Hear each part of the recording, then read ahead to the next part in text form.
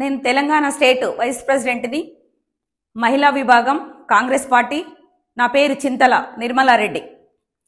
బండి సంజయ్ గారు గద్దర్ గారి విషయంలో పట్టాలు తప్పుతున్నారు. అదేంటంటే గద్దర్ గారు భారతదేశంలోనే కాదు ప్రపంచాలలోనే చెప్పుకోదగ్గ వాగ్గేయకారుడు.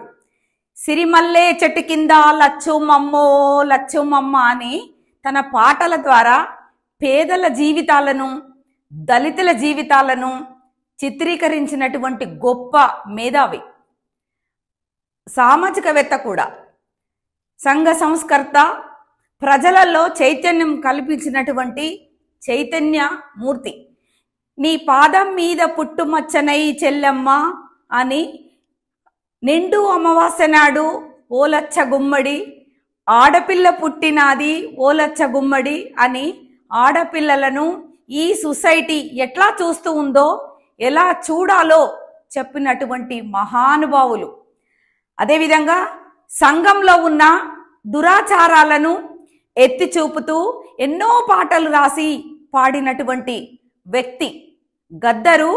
చీపురు కట్ట పైన, చెత్తకుండి పైన పాట రాసే సామర్థ్యం ఉన్నటువంటి గొప్ప కవి, కళాకారుడు.